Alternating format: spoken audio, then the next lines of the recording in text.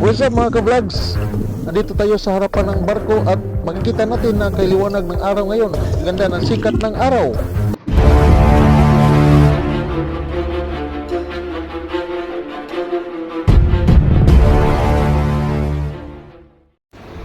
So guys, ito ang pier dito sa Hilongos Leyte. Tayo ay nakasampa na dito sa taas ng barko papuntang Cebu. At kasama ko ngayon ang aking mag-ina guys, ang aking anak at ang aking asawa. Hinahanap namin yung aming tiras dito. Pinipili lang namin nitong economy dahil 5 oras lang naman ang pagtakbo nitong barko papuntang Cebu. Kaya dito parang makarelax tayo, marami tayong mapapanood ng mga magagandang tanawin. So ngayon guys, unti-unti nang umuusad itong barko na aming sinasakyan papalayo sa pier dito sa Hilongos Leyte. Yan ang view na ating makikita guys.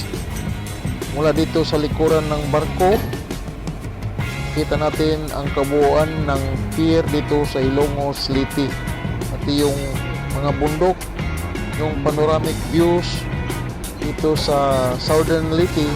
Ayan, makikita na natin guys habang papalayo nitong barko na sinasakyan namin. So, share ko lang itong aming experience galing sa Southern Leyte. So, ngayon ay nakasakay na tayo nitong barko papuntang Cebu City.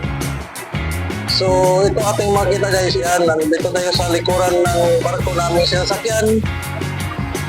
So, napakagandang araw ngayon guys. Lalo na dito sa Visayas. So, galing sa Hilongos Leyte. So, ngayon ay nakasakay tayo nitong malaking barko patungong Cebu guys. Immaculate Stars patungong Cebu sa Robles Shipping guys. Napakalinis ng barko ito guys. Kung masubukan itong masakyan. So napakagandang araw na ngayon guys. Wala nang low pressure. Sa aming pag-uwi na, ayun, makita natin guys, maliwanag ang sikat ng araw. At dito tayo ngayon sa likuran ng barko namin sinasakyan. So maliwanag na maliwanag ng araw guys. Yan, wala nang ulan. Tahimik na ang karagatan. At napakalaki ng barko namin sinasakyan ngayon guys. Ito, Immaculate Stars ng Robles Shipping. Ito naman guys, pakita natin ang mga maliliit na isla mula dito sa barko namin sinasakyan. Para naman natin ma-share yung ating experience dito sa pagsakay ng ating barko na sinasakyan. Dahil napakagandang araw na ngayon guys, wala na ang low pressure dito. Yan, tahimik na ang karagatan, wala nang ulan. So, siyempre, maganda ang pag-travel natin dito ngayon guys sa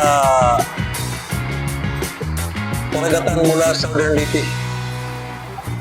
Ayan, patungo tayo sa harapan ng barko na sinasakyan namin. So, napakalinaw ng dagat yan guys.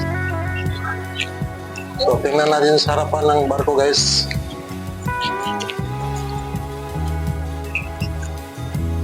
So guys, mga ka-vlogs, dito makita natin dito sa harapan ng barko. Yan. So, hanggang dito lang tayo guys. So, habang dito tayo sa harapan ng barko na sinasakyan namin mula sa Hilongos Leyte. Yan, makikita natin guys. Maliwanag ang sikat ng araw. Walang ulan. Tahimik ang karagatan. A few moments later. So ngayon guys, malapit na tayo sa pier ng Cebu. Ito guys, andito na tayo sa Mactan Channel dito sa Cebu. Yan, nakita natin guys. So ngayon, dumaan na tayo sa second bridge dito sa Cebu. So yan po guys ang tinatawag nila na Lapu-Lapu Mandawi Second Bridge dito sa Cebu. Ang ganda pala pagmasdan kapag andito ka sa baba ng bridge guys. Yan, makikita mo lahat ang kabuuan ng bridge na yan sa second bridge. Yan po guys, nakita natin kubuan ng second bridge dito sa Cebu. Ayan. So unti-unti tayong lumayo at patungo na naman tayo sa first bridge na nagdugtong sa Mandawi City at saka sa Lapu-Lapu City, guys. So makikita natin yan, may dumaan na supercut. Ganda talagang pagmasdan, guys. So ngayon, guys, ito yung first bridge dito sa Cebu, Lapu-Lapu Mandawi first bridge. Yan, ganda talaga ang pagmasdan kapag nandito ka sa baba bridge. Kitang kita lahat ng mga sasakyan na dumadaan mula dito sa barko na aming sinasakyan, guys, ng Robles Shipping. Ayan. So ang kabuuan ng bridge na yan, the first bridge in Cebu, Lapu-Lapu Mandawi Bridge. Ang ganda talaga pagmasdan, ano guys, mga ka-vlogs.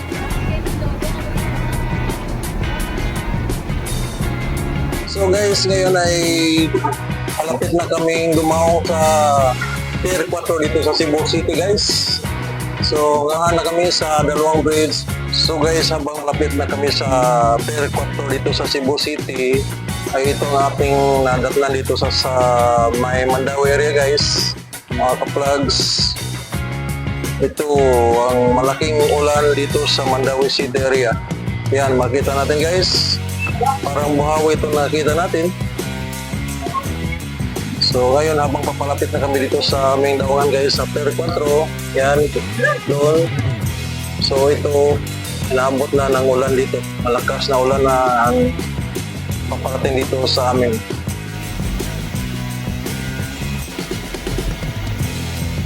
So guys, ito yung barko na sinakyan namin. Napakalaking barko nito, guys. Hindi masyadong malog sa mga alon, sa mga medyo malalaking alon sa dagat. Yan po ang Immaculate Stars ng Robles Shipping Lines sa Cebu, guys, dito sa Pier 4. So mga ka-vlogs, guys, hanggang dito na lang po. Maraming salamat sa inyong panonood.